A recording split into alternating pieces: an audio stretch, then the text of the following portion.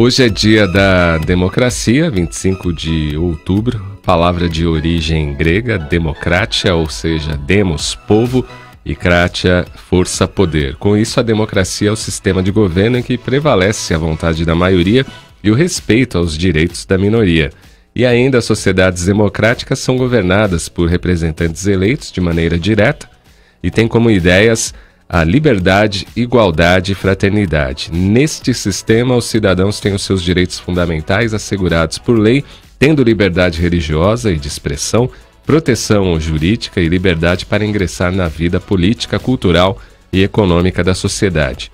Todo país democrático possui uma Constituição que estabelece as normas que devem ser seguidas para que se elejam as autoridades do país e estabelecem como essas devem atuar. No Brasil, a democracia ainda é jovem, são 30 anos de conquistas de liberdade de expressão e de associação, do direito ao voto e informação alternativa e direito dos líderes políticos de competirem por apoio, elegibilidade para cargos públicos e também eleições livres. A Constituição brasileira, promulgada em 1988, traz como ponto de partida para a organização da sociedade brasileira, em seu primeiro parágrafo, a determinação: todo poder emana do povo, que o exerce por meio de representantes eleitos. Nosso país segue o sistema de democracia representativa. Existe a obrigatoriedade do voto e elegemos nossos representantes e governantes. E como estes representantes eleitos vêm do povo, a tendência é que, ao melhorarmos nossas condutas, nos tornamos melhores servidores. Democracia no Brasil tem muitos problemas, ainda assim, é o melhor sistema, Edson? Eu acredito que sim. Se a gente for comparar com outros sistemas, eu gosto do parlamentarismo, né? Eu também gosto. Mas tem a ver com a democracia também. O que a gente está falando de parlamentarismo é o sistema político, tá certo? Tem a ver com a democracia. Eu não consigo imaginar, Cláudio, outro tipo de organização ou de forma da sociedade, né, se manter, que não seja essa democrática, tá? Porque os outros sistemas que nós conhecemos, eles são totalitaristas, né? São sistemas de imposições, onde uma pessoa se coloca lá e ela acaba liderando tudo, mandando e desmandando e de forma até despóstica. Despóstica. Nossa, eu usei uma palavra complicada aqui. Despóstica, né? Déspota, né? Déspota. Então, bom, nós vivemos num país, como você mesmo colocou aí, que tem 30 anos, né, a nossa democracia, certo?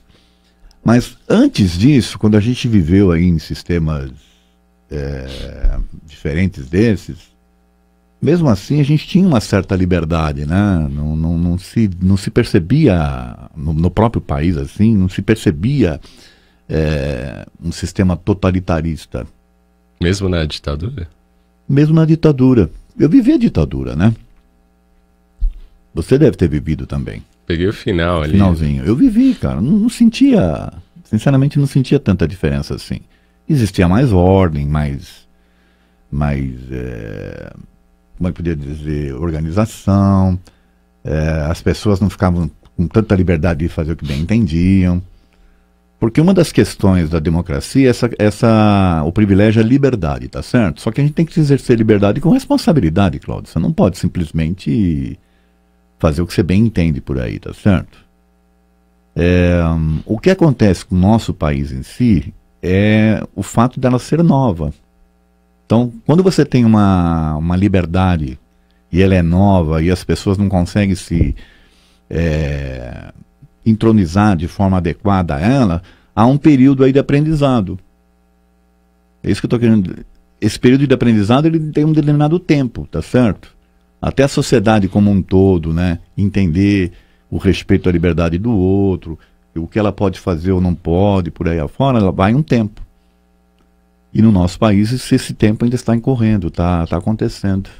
Você não acha que nós, né, espíritos reencarnados no Brasil, de uma forma ou de outra, não sabemos conviver justamente com essa opinião diferente? Porque se pegar a história política do país, você pega lá desde o Império, que já era uma espécie de ditadura, né? Sim. Só o rei mandava e tinha corrupção à torta e direito na corte, depois que tem o golpe militar lá que falam que foi a proclamação da República, os períodos, por exemplo, democráticos foram muito curtos, né? Depois teve o Getúlio Vargas, aí entrou 64 com a ditadura, e de 85 para cá é que a gente tem um período mais democrático. Então, a história do Brasil é uma história em que esse conceito de liberdade, de viver sob leis mais democráticas, ela nunca funcionou muito direito, a não ser de 88 para cá com a Constituição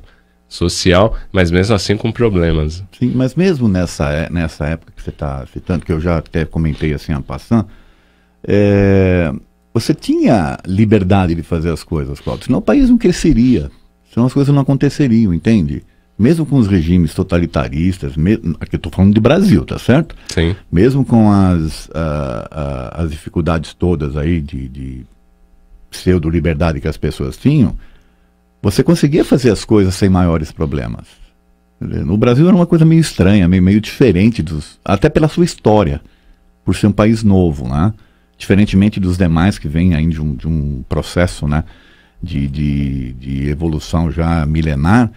Nós, em função de ser um país novo, tivemos que aprender uma série de coisas. Então, até aprender a ser totalitário, nós tivemos que aprender. Quer dizer, teve um jeito tupiniquim. Um jeito brasileiro de fazer a coisa, entendeu? Quer dizer, eu pego pela história mesmo. Se você analisar o que aconteceu ao longo do tempo, você tinha lá, sim, o poder totalitário e tal, mas as pessoas faziam as coisas. Não eram tão difícil assim de fazer as coisas, entende? O que a gente também não pode esquecer é que nós vivemos também durante um período, Cláudio, em que o Estado e Igreja caminhavam para e passo, né? Tá certo? Então a Igreja também exerceu um papel aí de influência muito grande na organização do país durante muito tempo. Você acha que ficou reflexos disso ainda? Eu acho que ainda ficou um pouco de reflexo, sim. Porque, ao mesmo tempo que você tinha o regime totalitarista, você tinha essa questão dos respeitos à religião, né? Tudo bem que era uma forma totalitária também de se impor, mas você tinha esse respeito. E a religião ensinava algumas coisas diferentes desse sistema, entende? É isso que a gente tem que parar para pensar.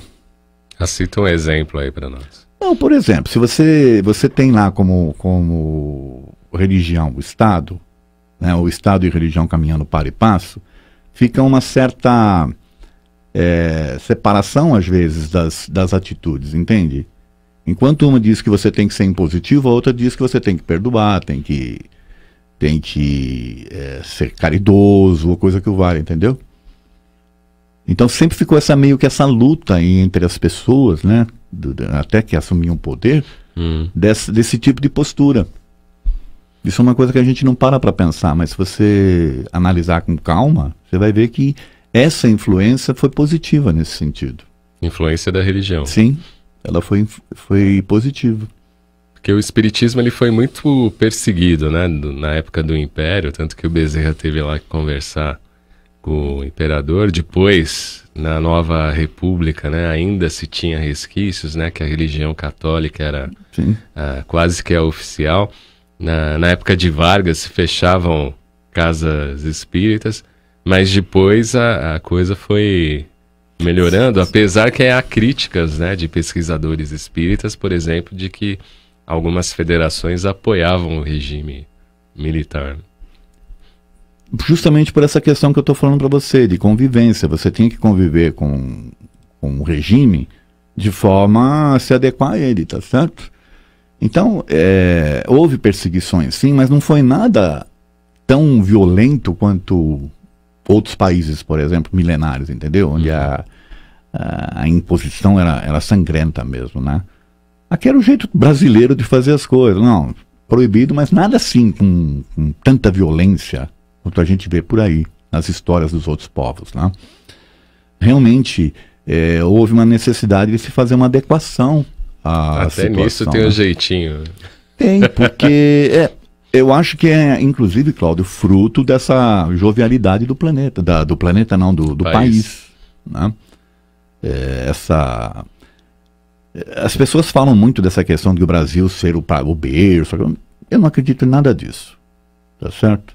O que eu acredito é, em função do país ser novo, em função da miscigenação que há aqui de raças, de misturas, né? O país teve que se aprender, ou seja, ele tem um jeito todo especial de ser, tá certo?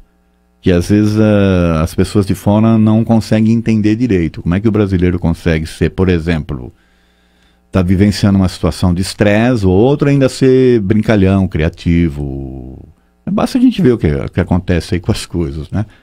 Acontece um fato, de repente já tem 1001 brincadeiras em cima disso. Então a gente vai levando nesse sentido, né? Até no carnaval, né, a gente vê isso, né? O país passando aí por várias crises e mesmo assim realiza as festas.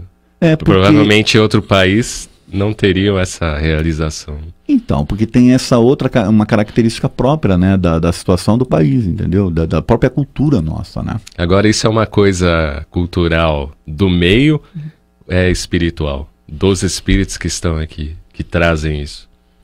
Veja, se a gente partir do princípio que a escolha para o reencarne é feita antes de você nascer, quer dizer, você decide antes, né? Eu não tenho dúvidas de que os espíritos que escolhem vir para cá vêm com esse tipo de mentalidade, já esse tipo de ideia, entende? De convivência e tudo. Então, mesmo nas dificuldades, aí, mesmo no regime totalitário, a gente conseguia ter uma convivência mais pacífica, né? Uma convivência mais... onde eu falei a questão da religião influenciando, mais fraterna, né? Em alguns aspectos, tá certo? E de você conseguir fazer as coisas sem maiores problemas, tá? Tanto que nós passamos por diferentes regimes e você não vê nada assim sangrento, tá certo? Teve lá momentos de a gente teve algumas tensão, revoluções, mas não comparado a outros países, Cláudio. Se você pegar o número de pessoas que morreram nesses embates aí, é pequeno em relação ao que se vê por aí, entendeu? Nas histórias dos outros países. Então, agora, quando... é uma coisa que a gente não para pensar, mas se você for analisar assim, de uma forma mais ampla, você vai perceber que existe essa diferença mesmo. Agora, quando você fala, né, que mesmo dentro de regimes ditatoriais se teve uma certa liberdade, as pessoas puderam agir e fazer, realizar certas coisas, e aí se cita sempre, né, que naquela época a violência era menor.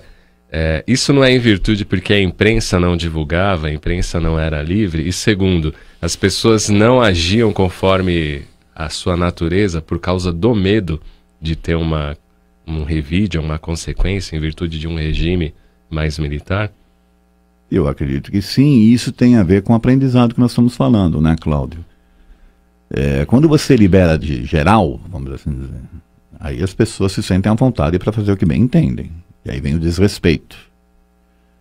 Para que você possa aprender o respeito, tem que haver ordem. Como é que você impõe ordem onde existe o desrespeito?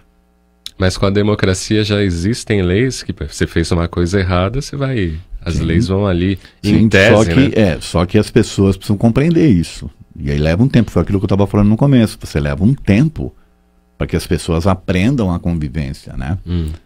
Tá certo? Quer dizer, eu, por exemplo, eu posso fazer nenhuma coisa, mas eu tenho que respeitar o teu espaço, teu ambiente, a tua necessidade, tá certo, Cláudio? Senão, vai virar uma festa, né?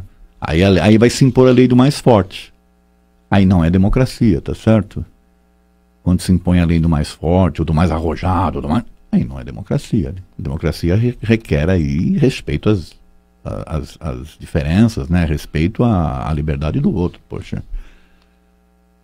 Para se pensar, né? Tem muita gente participando, daqui a pouco eu vou falar aqui o assunto as participações.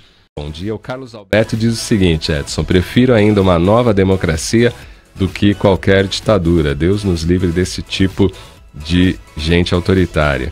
Um abraço para todos do Manhã Boa Nova. José Luiz Chialastre, bom dia, democracia é o caminho para a cosmocracia futura, são palavras de Humberto Holden. Abraço a todos. Elaine Stroder, bom dia para todos. Henriette da Cunha também, bom dia, queridos. A Helenice diz, democracia ainda é o caminho.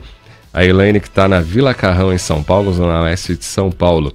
Ayrton Farias, bom dia, estou ligado aqui de Aracati, Ceará. Valeu, Ayrton.